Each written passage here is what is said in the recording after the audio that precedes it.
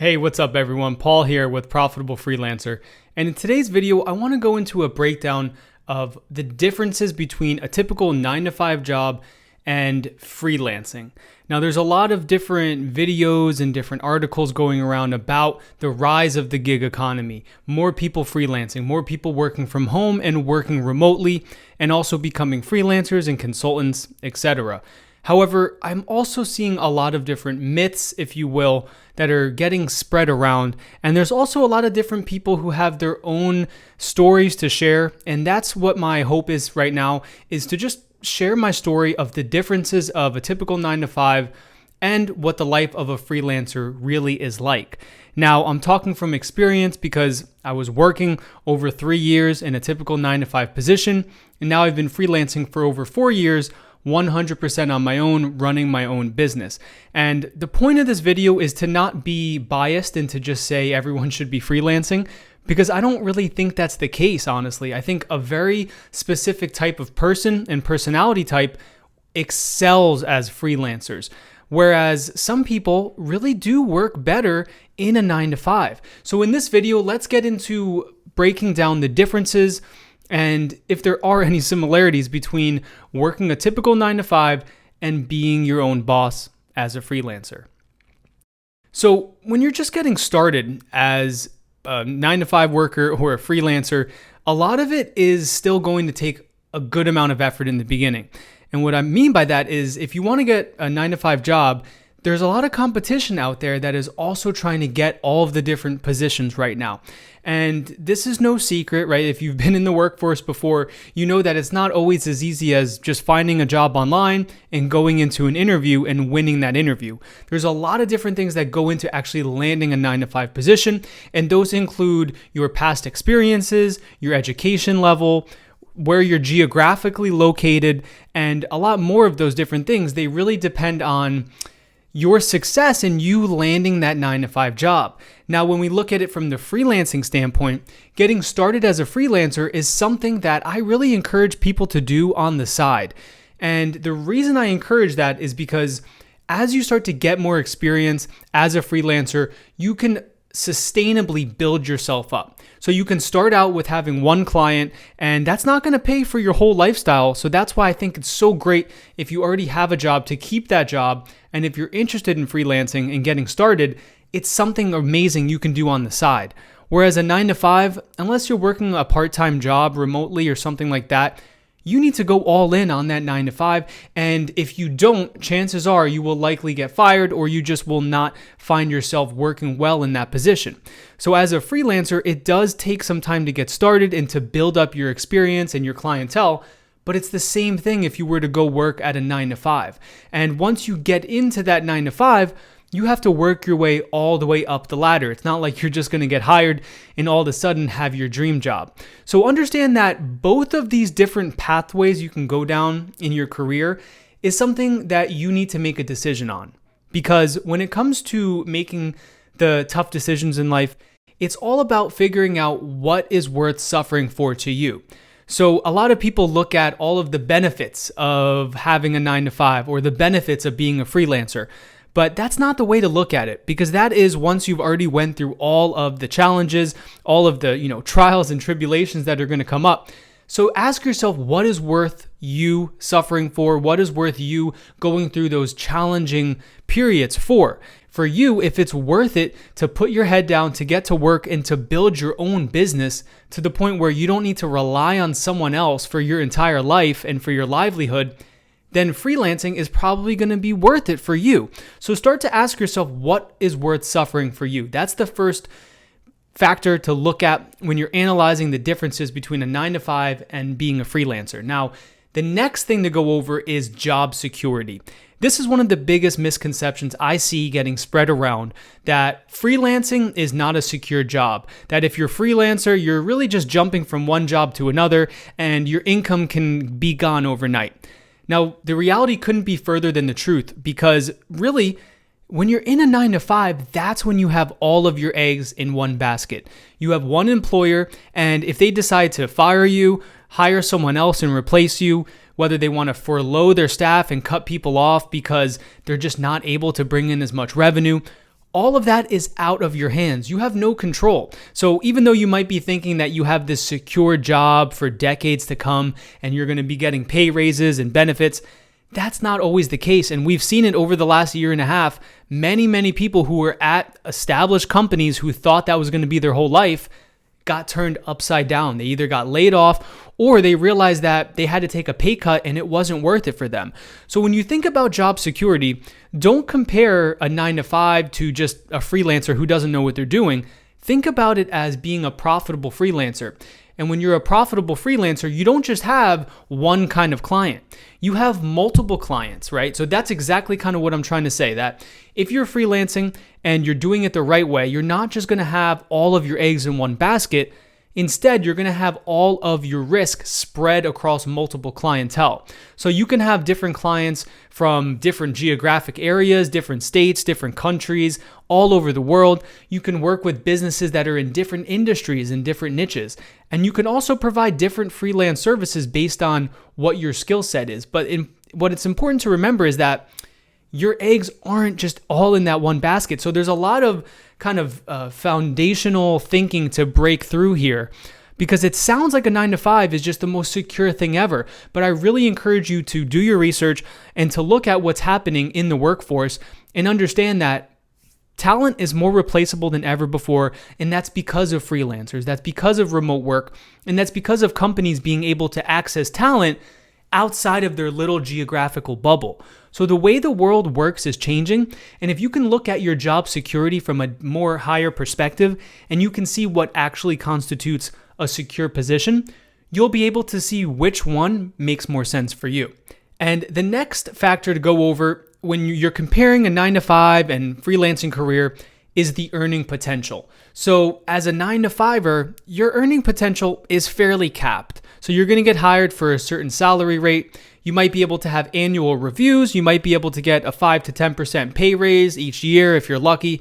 And over time, the goal is with a 9-to-5 to grow with the company, to become part of the higher level team, eventually find yourself in a managerial role, an executive role, etc. Now, on the freelancing side, your earning potential is not capped, and that goes both ways. So all the way up and all the way down. So as a freelancer, every client you get to pay you, that's your income. So if you have a handful of clients and you want to increase your income, you can work on getting a few more clients, charging them however much you think is fair for your service, and all of a sudden your income has increased literally overnight. Whereas in a 9-to-5, there's no fluctuations like that. You're really stuck at your income bracket. And like I said, you can get raises here and there, but that's going to be a very long-term strategy. You're not going to get into a 9-to-5 to try to double your income in 1 year. It's just not realistic. And there's so many people that would be happy to take your job at a 9-to-5 for what you're making or even less than what you're making. So you have no leverage when you're in a 9-to-5 most of the time. Now, as a freelancer, also remember that your earning potential goes both ways. So if you do have a handful of clients and for whatever reason, something outside of your control happens, one of your clients doesn't want to renew the contract, your income can go down. So it takes someone who is mature, someone who is able to not get emotional to be a successful freelancer, because you are going to lose clients. But guess what? You also have the ability to get as many clients as you possibly want and you can handle. So the earning potential is something massive, because if you're someone like me that when you're in your 9-to-5, you just knew you were capable of more, you knew you could provide more, you knew you can really accelerate the path that your life is on, and you didn't just want to wait decades to get whatever it is where you want to go, being a freelancer is the right choice for you. Now, if you don't want to do that, you don't want to worry about your income going up or going down, then you know what? A 9-to-5 is probably the best fit for you. And you may change your mind later on, but that's okay. The main thing is to be honest with yourself what makes the most sense for you. Now, getting into the next difference between a 9-to-5 and a freelancing career is the freedom. Now, in a 9-to-5, you really don't have much freedom. There's a dress code, there's a certain schedule, usually Monday through Friday, 9-to-5, or in my case, I was working 8:30 to 5:30. And that's pretty much your entire day, your entire week, because by the time you get home on the weeknights and you eat dinner and you shower, whatever, you spend a little time with your family, that's it. It's time for the next day, time to go to bed, wake up, do it again. And if you're lucky, you have maybe Friday night, Saturday night to blow off some steam. And then all of a sudden Sunday comes and you feel depressed because you know you have to repeat this cycle all over again. Now, in the life of a freelancer, it's a lot different because you don't have a set schedule. You make your schedule. You don't have to show up to an office every day. You can work from your home, from wherever you want to travel, anywhere you want to in the world, as long as you have an internet connection and access to a phone if you need to make a phone call. But that freedom goes much deeper than just your daily schedule. It also bleeds into your weekly, your monthly, and your yearly schedule. So that means, when do you want to take vacations?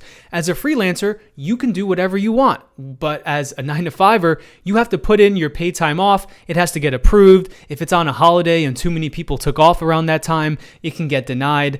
So you have no freedom. You're really in someone else's hands. But as a freelancer, you have that ability to create your schedule. But you need to make sure that you're able, of course, to get your work done and to work all of your tasks around your schedule. And in addition, something else that being a freelancer is able to grant you is the ability to spend more time with your family, with loved ones, with friends, and to be the crafter of your schedule, of your destiny, of where you want to go. So instead of being at a 9-to-5 where everything is laid out for you, you don't need to think about anything, you know where you're commuting to every day, it can get stale very quick, especially if you are someone who likes to travel, likes to adventure, likes to do new things. Being a freelancer is probably a much better fit for you because you don't want to find yourself in a 9-to-5 just staring out the window every day, wondering what your life could have been like if you took that plunge into freelancing or to starting your own business or whatever it is. Now, with that being said, it's important to understand that with great power comes great responsibility, because in order to be a successful freelancer, you need to have discipline. So even though you're able to craft your schedule and do whatever you want, you don't have to be stuck in a commute, you also have to have the discipline to get the work done that needs to get done. Now, this means that you might have to sacrifice some nights and some weekends and even some months and events that you want to go to. Even as a freelancer, you have to say no to some things, and you have to be able to have the discipline to get up every day and to get yourself into work. If you're not able to get yourself into work mode, you don't have the self-discipline, and you just find yourself on your phone or you're just playing video games in your free time, and you're not able to really make progress when you need to, then being a freelancer is not a good fit for you. And honestly, being in a 9-to-5 where you can kind of just do the minimum just to get by, that's going to be a better fit for you. So be honest with yourself. Are you willing to work when others aren't able to work or aren't willing to work? Are you willing to sacrifice important times in your life in order to set your future up for success? Those are the tough questions you need to ask yourself. And it goes back to what I said in the beginning. It's not about all of the sunshine and rainbows and all of the benefits. It's about what is worth suffering for you. So being in a 9-to-5 for me wasn't worth that suffering of always asking myself, what if I went into my own line of business? What if I had the freedom to do what I want? Even just be able to work from home and be more comfortable, not have to commute every single day. Little things like that really are something I give value to. So start to look at yourself and your life and see where your values lie and see what's important to you, and ask yourself realistically if you have the discipline to make being your own boss work, or if being in a 9-to-5 and just being able to do your role, clock out on weekends and just do your own thing, if that's a better choice for you. And as a freelancer, even though you don't necessarily have a boss, you need to have the discipline to be your own boss, and to also have the humility to understand that you're still going to be working with people. So you're going to have clients, and in a way, those clients are now going to be your boss. So like I said in the beginning, once again, I'm not going to just be biased and say freelancing is right for everyone, because a lot of times people just don't like their boss. They don't want to be told what to do. They don't want to have to show up to work, and they think freelancing is the right path for them. But they forget that as a freelancer, you need to do business. It's the people business. You need to work with people, be able to talk to people, and to also be in that working relationship. So in a way, even if you don't have a typical boss, you need to be your own boss, and you need to treat your clients as each of your individual bosses for each project you're working on. And if you're not able to do that because of your ego or for whatever reason, then freelancing is not going to work out for you, because you need to be able to have that discipline to be your own boss and to be strict on yourself, quite frankly, because that's what it takes to put yourself in the best position in the long run. So to recap, ask yourself what is important to you.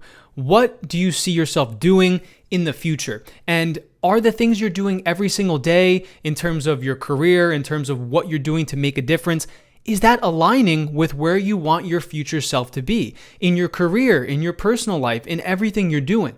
Start to ask yourself these things, because it really all comes down to every little decision you make, that all has a ripple effect on your future.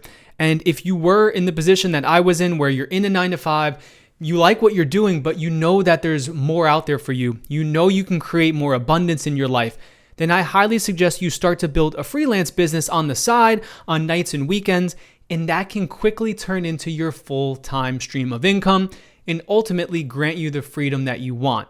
But on the other hand, if you know you're the type that doesn't want to have to be on yourself, to be your own boss, to have that discipline, you don't want to have to sacrifice nights and weekends, be realistic with yourself and put yourself in a 9-to-5 that is a good vehicle for you to have success. Now, there are some 9-to-5s where you're able to be in a commission-based role, where you're able to increase your salary based on how much you're able to produce. So that might be a good middle ground for you, but just be realistic with yourself, and that is going to pay off in the long run. So that was a video comparing a typical 9-to-5 job versus the life of a profitable freelancer. Please hit the like button. It helps spread this video to the YouTube algorithm. More people who are considering this can see it. It really helps out. Also, if you hit the subscribe button, you'll get all the notifications whenever I post a new video. Turn the bell on so you get that notification. I'm posting weekly on freelancing, entrepreneurship, and creating lifestyle freedom. I hope this was a helpful video for you, and until the next one, I look forward to your success.